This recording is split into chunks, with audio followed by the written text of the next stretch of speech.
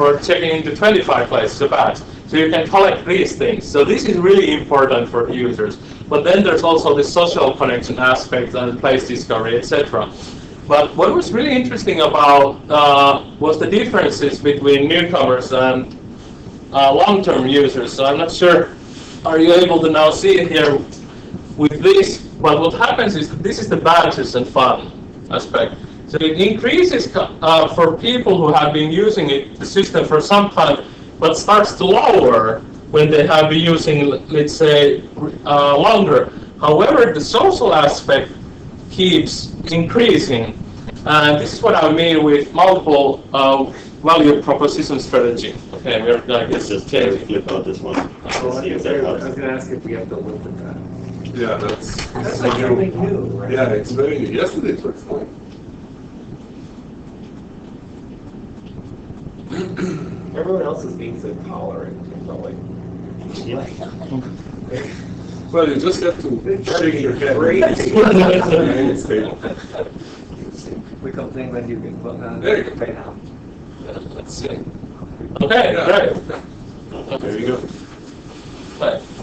So, as I was saying, that the social connectivity keep increasing, and it seems that it's very effective, this kind of multiple value proposition strategy. So you lure people in with rewarding, giving them virtual rewards, and then they start building their social network on this system. So it looks like that in the previous graph, that that red one peaks at like 250 days or something. Does that have any relation to the number of badges, or how long it takes to get all of the badges? No, so it's hard to estimate how long it gets all the badges. I don't know has anybody gotten them all because they keep adding. But since you ask about this, I'll mention one interesting detail here. So I was thinking about skipping this, but as you see that with the number of badges, it kind of stables around 16 to 17. And then it keeps being really good. And we suspect that the reason for this is that with your public profile, you can have only 16 badges. And when you have 17, they're not shown at all. So kind of when you have 17 badges, you start to be more fine with it. So I'm not a newbie anymore in this game. Is there a big difference between 3 and 4 or like the y-axis? Like is 2 and is value 2 and value 4 very different? Like because the red line is well between 3 and 4. Yes. It's not varying much. Is that a big variation? Like I'm just asking. Okay. Okay. Yeah, that's a fair question. Maybe you can't see here that there's this kind of variation. Right. So that with this social connectivity, it stays a bit more stable, but it varies more with this. Okay. So also because I study about privacy, I just mentioned a few things about privacy in Foursquare. So surprisingly few concerns were about stalkers. So only with the quantitative study where I had 219 persons, only 9 were concerned about this. But you need to keep in mind with this that they have chosen to use the system and also are early adopters because it's a relatively new system. The other thing is that, like we have seen already in mobile phones, that when people use them to make sure have you arrived safely to a location. So people have also appropriated Foursquare for the same purposes. So they can, if you check from a bar night, you check in at home, your friends might be verifying with that you arrived home safely, for example. The other thing was, which was a bit surprising, that people, we had 29 participants, but some of the time were checking in for only when they're leaving the location for safety purposes. So they didn't, for some reason, didn't want to broadcast when they're at the location, but still want to kind of get the points. And the final point here is that even though this is kind of this social network and you're sharing in a way intimate details of you're sharing your location, people still had strangers in this social network as well. So kind of way that you would have followers as in Twitter. So in summary, we have 3 user studies of Foursquare. It seems that these kind of badges, this virtual rewards, is really good way to lure people to use the system and build the social network, and people were comfortable with the check-in mechanism for privacy. So this was just a really quick overview of what I've done in this space, and I'm going to formally present this in a couple of weeks in CAI in Vancouver. So that was the most user-related topic I was going to discuss today. So now I'm going to talk a bit about a work on cache, and for this project I had more kind of an advisory role with Jason Hong and Shah Amini did really all the hard work on this project. And perhaps you have seen this figure recently. So this is about the iPhone incident that we researchers discovered that iPhone is now collecting users' locations. Well, location-based services in general, which you can use with your apps on your mobile phones, can do similar kind of collecting. And that was the motivation for this project. The idea was real simple. So can we protect users' privacy by using one of the oldest ideas in distributed system, caching data and accessing it locally? So we would prefetch large geographic locations beforehand and use it locally. And it turns out, yes, we can. So if you look at like textual-based points of interest data, for a large geographic area in New York, that can take only like about 70 megabytes. So that's good. The other thing is that what was interesting to see that, well, what are people's mobility patterns? So how big areas you would need to cache? And we had, from other projects done at CMU, we had real traces, and it turns out that people roam around 5 mile radiuses near their work or home. So for many purposes, you don't need to actually cache big regions at all, even though this is feasible now with how much storage you have for these kind of devices. So what we did in the end was we implemented this. The idea here is that you got a location-based service application developer needs to just take a template and make, for example, a few changes to their source code, and then their application is privacy enhanced, and our plumbing takes care of the rest. And this works with legacy services and APIs such as Google Maps, etc. So in summary, with this project, which I really quickly now went through, we reused one of the classic ideas, caching, to preserve users' privacy. It requires only a few changes to code in with legacy applications and works with legacy services. So with these, I was kind of now being quick overview. Yes. What do you actually do? I think you're going to tell us. You didn't tell us yet what it does. Right? Okay, so what it does is that you download large context, let's say points of interest, and map tiles beforehand, and then you access those locally when you want shares for some location-based service data. So let's say you would be here and you would try to search for what's the nearest restaurant. So that would be done now locally on your mobile device and not going to the Google Maps service. Current Yes. services, current local services do not allow. I'm sorry? The typical local information providers Mm-hmm. usually do not provide the downloading service. They people download. Yes. So they curb the downloading. So you need to have. So for example, you're absolutely correct that if you start downloading too much, for example, Google will cut your connection. So yes, you're perfectly right. But if you are not, if you kind of limit your download, so you can do this in advance, say overnight, or consider a scenario that you would be deciding to visit Pittsburgh, and you would want to preserve your privacy, so you could put your mobile device, download the data for Pittsburgh with some time, and when you are in Pittsburgh, you could do only local searches. Now, one of the things, obviously, here is that you can't do this for all kinds of data. So this would work, for example, for something that had long time to live, but if you have something with short time to live, let's say, maybe weather data, this might be not that good. Okay?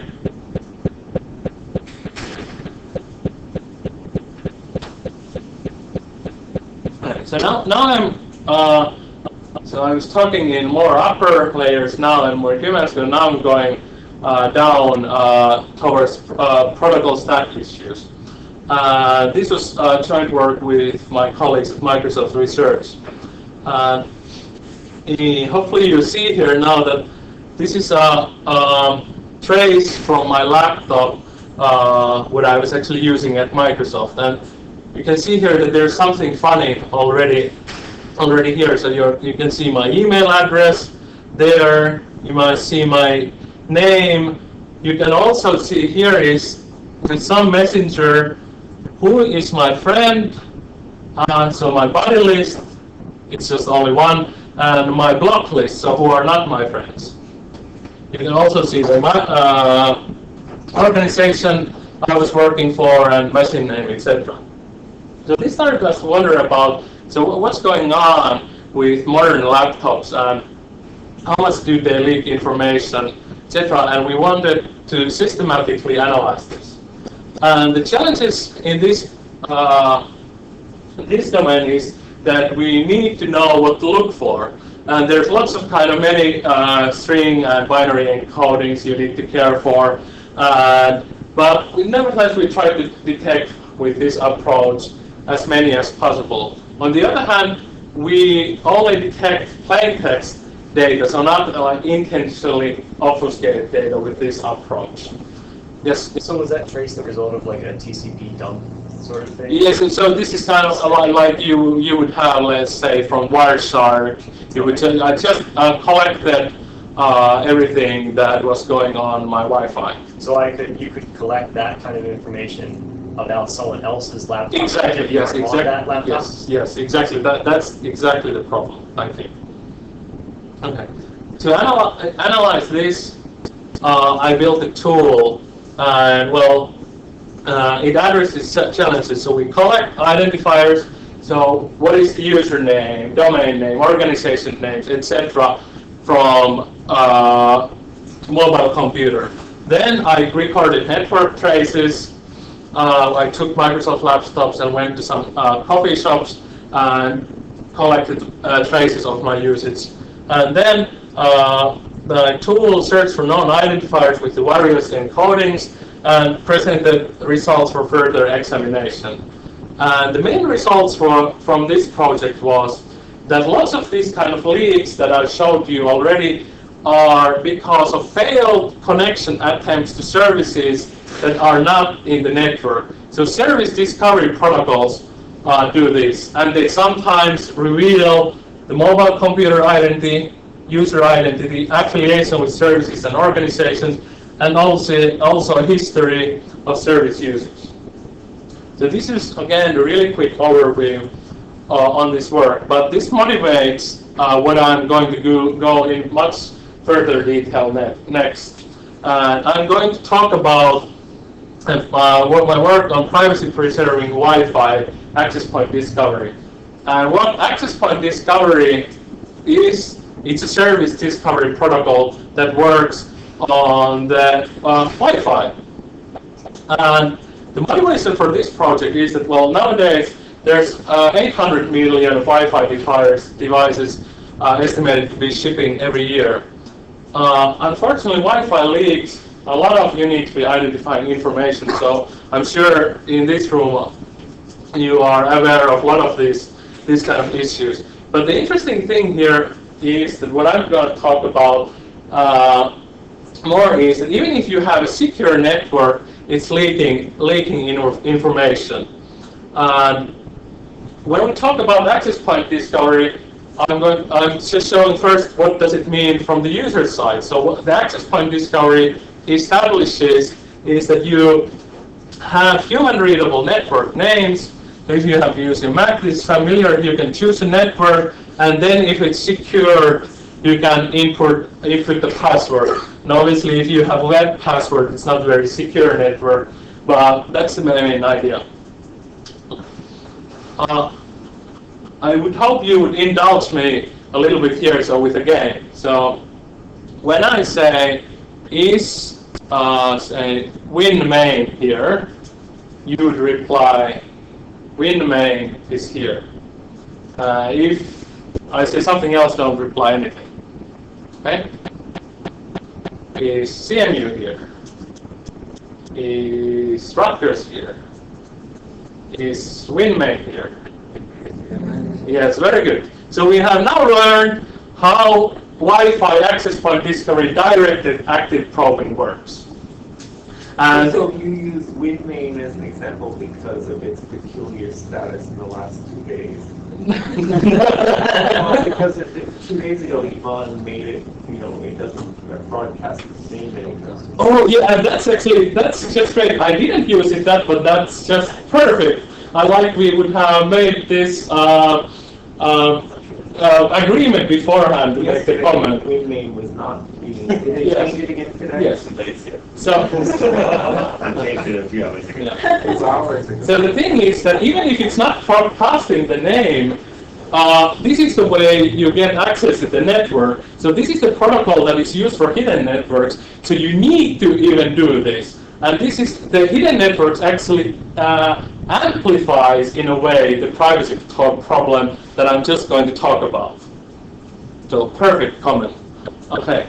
So a little bit more details. What's going on? So this direct active probe, you're sending a probe request. So that's the is WinMain here. So in my example, the SSID, which is the network name, is here CMU, and then the access point when it responds, WinMain is here. It's a probe response, and then it has the SSID there.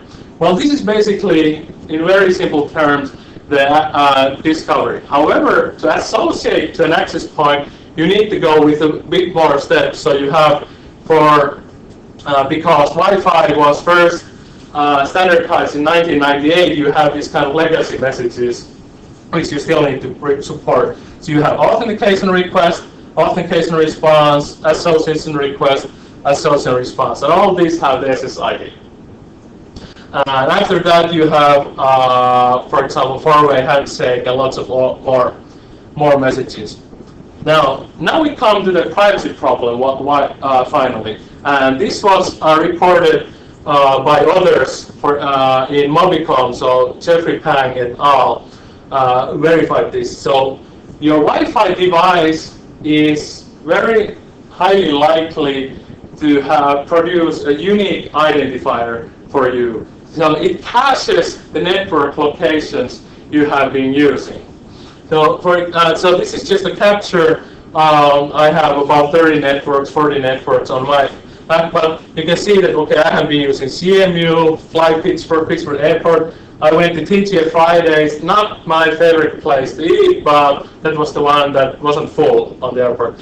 And then there's we are bilking something, but we can put this to Wiggle and find out that, okay, I was this location, and if we zoom out, so I have been apparently in South Manhattan.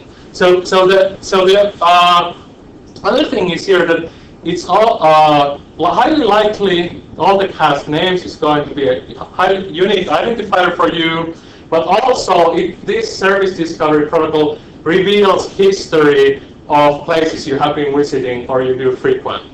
So how did Wiggle.net know where Belk and Pre-N or Okay. So it's a service that they kind of distributed war driving, so people can report access points there. So there are people whose machines are collecting the locations of access points and returning them. And then Google knows these things. Exactly. So Google has the same service. Then there's Skyhook Wireless, which Apple uses. There's plenty of these kind of similar Are services the now. people who are reporting where the access points are, do they know that they're reporting them? With the case of Wiggle, yes. With Google, they did their own warp driving. So they have their car. Hire people to do it. Yeah. With Apple, you connect your GPS or the Wi-Fi signals. So there you might not, but now if you follow the news, you know.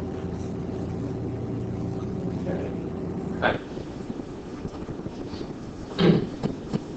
Well, how to solve this privacy problem? The idea is that, well, we don't want this SSID, the human readable network name, sent in the air. So what we decided that, well, we want some sort of strong cryptographic protection for this. And, well, there's obviously lots of ways solve this, but why is this a hard problem? So we just add some crypto. Well, I'm a very practical-oriented person, and I want my approaches to be deployable.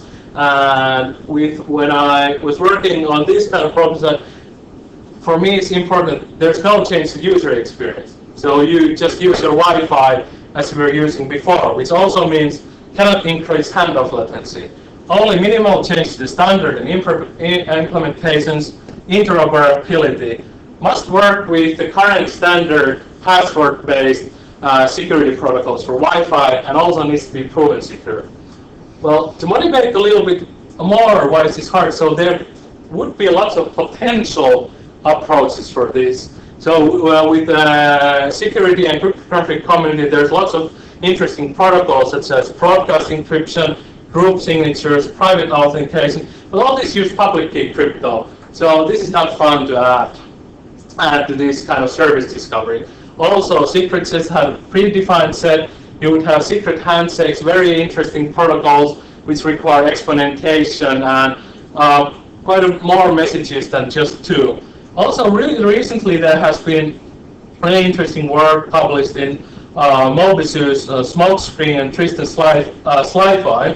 However, most Smokescreen requires timestamps and synchronization, and Tristan Sli-Fi requires actually explicit pairing, so you need to have some sort of access to the access point to make this work, and they need to require clock skew.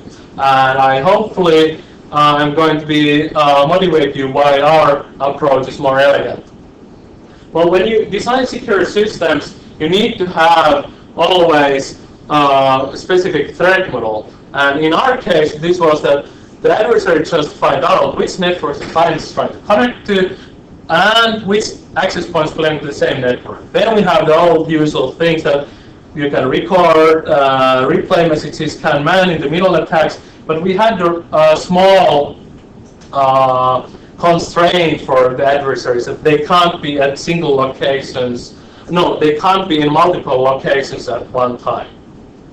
Okay. Well, our approach is simple and efficient, only a two-pass authentication protocol. We use only, I would say, the very fundamental mechanism, cryptographic hash functions, symmetric crypto, and we piggyback this to standard Wi-Fi undirected probing protocol, which uses, and we use this, we did this piggybacking with information elements. With this, we have interoperability, so we can have legacy protocols working at the same time, so we can do incremental deployment. Okay. Well, how does this work? If you remember, I showed that with the prompt request, you would have here the name. So with the SSID, we just give an empty for this, and then we start with a nonce.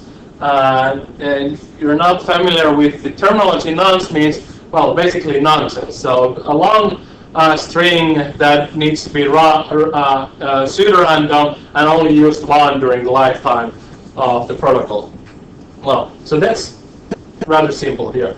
However, the probe response starts to be a bit more detailed. So for this, we still have the empty SSID, but then we have a bit more. So we have the client nonce, access point nonce, then we encrypt something here, and then we have HMAP of all this.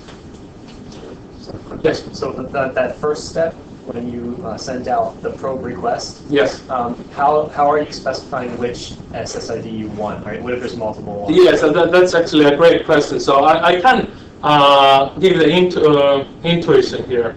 So if you have a standard protocol, you would be asking, say, is AT&T here? Did AT&T respond? Or is WinMain here? Did WinMain respond?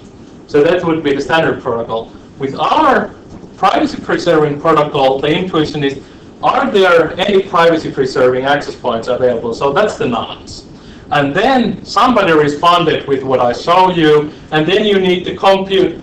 You are trying to figure out, did you correctly compute this HMAP? And I'll explain further how this goes here. So with these encryption and HMAC, we derive keys kind of standard way that is in the standard for Wi-Fi protected, so WPA or W2P PSK. And for this PSK, we have the password and the SSID there. And these are the same things that you use currently in accessing the network. So which you would, so since let's say WinMain would be protected with a password, you would put in WinMain, you would have this SSID and the password there. So, excuse me. So what happens here, and to answer your question, is that we probe with the nonce, are there access points available in general, and then we try to compute this with all pairs of passwords and SSID, and if we find a match, then we know which access point it is. And the RSSID here is chosen randomly, so you can think of that as yet another nonce. Okay?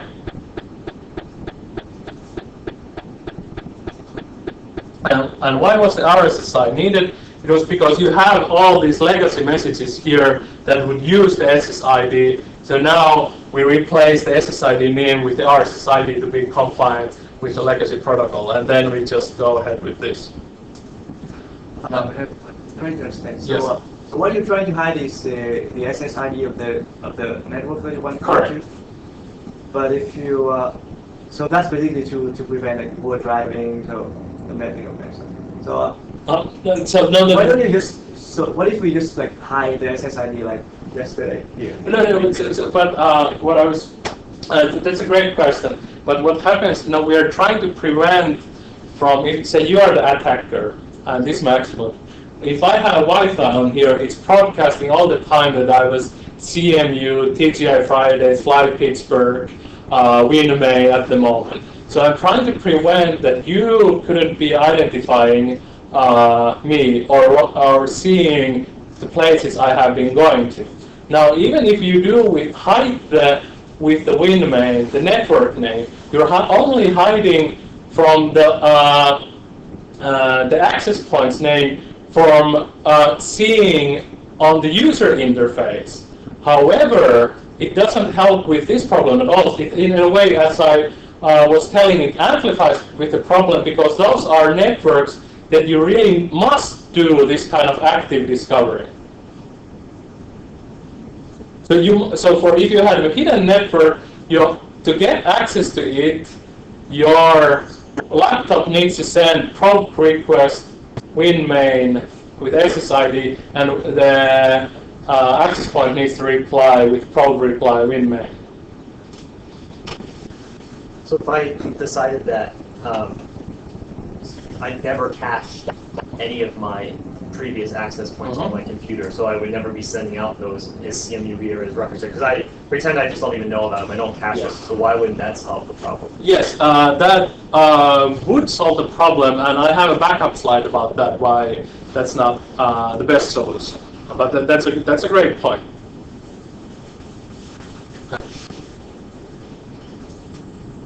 Well, what this protocol establishes that that when client is probing for multiple access points, so sending CMU, TGF Friday, etc., adversary cannot tell whether the access points I'm probing for belong to the same network. But on the other hand, for the several clients, so you are probing for access points.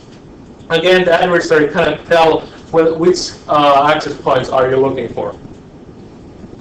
Also, our approach, what we do is we derive new keys for this encryption and authentication. We use this with the same keying material that is used for WPA in a way that it doesn't change the security. And we also prove this privacy security process formally, which I'm not going to go through now, and I refer you to the full paper for details of this. Well, the point of all this doing was that you still would have the same user experience. So if you want to access WinMain when it's broadcasting the network, you will see it here, and then you will be able to input the password. Now, for me, it's not enough to just design a protocol, but also I want to see that works in practice. And what we did was that implemented on this American Mini really small access points, which run Linux-based OpenWRT, and made changes to the client's access point with manned Wi-Fi drivers. Also, I'm sure you're very familiar with this picture. So I did macro benchmarks on the network available here, which was really great. And so I'll just give you a quick overview that the macro benchmarks already show that the crypto is actually just kind of a round of error, and the average latency is increased only because we add a bit to the messages, so we are increasing the probe request messages. So pretty much the crypto is not an issue here. So in summary, I present to you a privacy-preserving AccessPoint Discovery protocol. It's really efficient, simple protocol. Does not change the user experience. So this was one of the main motivations to do it this way. We've formally proved it secure and the privacy properties, and also did implementations and had macro benchmark, and also make sure that it works in larger networks. In conclusion, I have worked in several projects with privacy for mobile systems. I started talking with today more on the user side and going down on the network level, and finished with on the radio level. And I've been working on other projects as well. So at this point, I can go to answer your question. So, yes, that is a possible solution, and Windows Vista does that already. However, the thing is that, well, actually this slide doesn't quite answer the question. But the thing is that when you want to use the active probing, is that when you're moving, you want to be doing hands-off fast, and if you don't have any cache, you're not going to be able to do it.